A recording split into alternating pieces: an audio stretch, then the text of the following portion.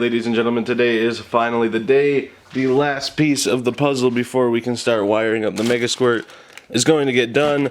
My good friend Pat is going to weld that up for me. So we're going to grab this, my O2 sensor bung, and I mean, he owns a shop, but I'm going to bring my step drill bit just in case. And then we can get this put on my downpipe, get my O2 sensor, and finally start wiring up the Megasquirt. And soon drive it. I'm so fucking excited. It's gonna be incredible. Alright, let's hop in the minivan and get going. She is a 6-year-old female with brown hair and was last seen wearing blue jeans and a pink or purple top. Authorities say that the child may be in the company of Tracy Packard and they may be traveling in a maroon Buick LeSabre that was last seen heading east on I-90 in Post Falls, Idaho. If you have any information on the whereabouts of this child, please contact Washington State Police, Spokane 509-227-6560 immediately. Alright, well, if you live in my area, Idaho, Oregon, Washington, the Pacific Northwest, I guess keep your eye out for that car.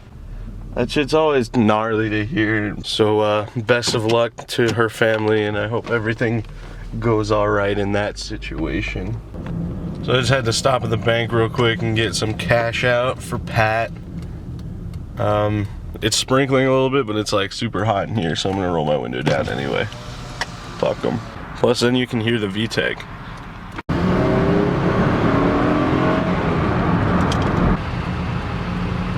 I just passed a lady going 35 in a 55 zone, and she was driving a Honda Odyssey, and I'm like, lady, I know what your car is capable of. You have no excuse here. Alright, some of you people may recognize that car. Some of you people may recognize Pat. This is the other car that you guys haven't seen, which is pretty badass. But Pat's gonna be a gangster for me and weld up my bung. Kind of get an idea of what this was before it all got torn apart. What turbo is this? GT or T28 gear off like a top of Saab 900. Oh yeah. I'm told it's basically the same turbo that comes off the SR20s or whatever. Yeah. I wouldn't have any idea, but I'm sure my JDM fanboys can help us out with that one. I got it for 32 bucks. That's a pretty good deal. If you guys need anything done, Last Place Garage in Boise, Idaho. Especially Volkswagens. You could probably guess, I guess. So if any of you guys have ever wondered exactly what I'd like my car to be, here's what it is. What year is this? 78, 79 probably? Same as mine, same factory color, Megasquirt 16 valve. All the work's been done.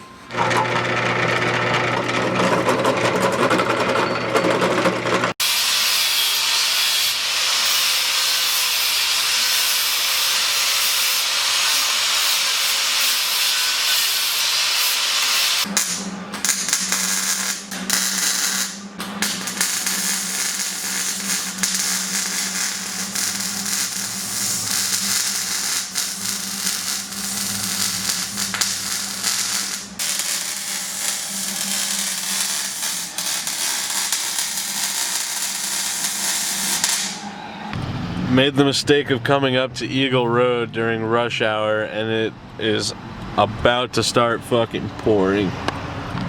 There we go. Gets you some better lighting. It's dark as fuck. Alright, so this is a weld Pat did up for me. He said he's sorry it's bad because he hasn't welded for a few months, but it looks fucking perfect to me.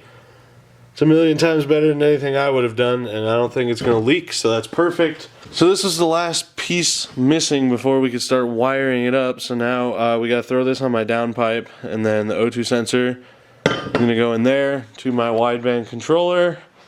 It's going to go inside the car, and then from there on out, everything's, well, it's going to be interesting, to say the least, but Pat actually showed me his Megasquirt harness today, and after seeing that, I'm a lot less afraid, but still a pretty intimidating job. We should be able to get it done though. So things we had to convert though, we had to put a new idle air control valve in there, a 2-wire valve, and then we had to throw an inlet air temp sensor in. A lot of people put them in the manifold. I've been told it works just as efficiently to have it on the intercooler piping, so that's what we did. Still haven't tightened any of that down, I probably should. We had to convert the throttle position sensor to an 850, a Volvo 850 throttle position sensor, because it's a potentiometer based instead of like a wide open throttle switch setup. We got some thicker gauge wiring for the fuel pump load and for the main power load from the battery to the ignition switch, and then there'll be a split in that wire to run straight to our main relay. That way we will have switch power and always on power drawing from the battery. We got the new high flow fuel pump in. We got the under tank fuel pump deleted and replaced with an inline fuel filter. Just some clarification, people were saying it was leaking because I put one of these hose clamps on it, and putting the factory one stopped the leak because this hose clamp was making holes. Actually, it was leaking with the factory hose clamp on it, and me putting that hose clamp on it is what made it stop leaking. We'll see how that goes when we get to it, but for now, everything that needed to be changed out is changed out, and we're going to try and do the cleanest wiring job we can. I think I'm going to use my injector. Well, those don't look too bad, honestly. We'll see. There's some exposed wire there. Yeah, we'll probably just go ahead and use, because I have a B230F harness from a 91 Volvo. That's what this intake manifold is from, actually. Ross has the harness right now, but it's from the motor I bought to swap into my 240. So any connectors we'll be needing should be on that harness, even though it's a Rex Regina harness. But really the only injectors, or the only connectors we'll need are for the injectors. So I'm going to pull them off of that, because those wires are in way better condition than the always fucking terrible Volvo pre-88 wiring. You can see how much electrical tape we had to throw on that shit to cover it up. That was all just exposed copper, and there's plenty of it in this engine bay.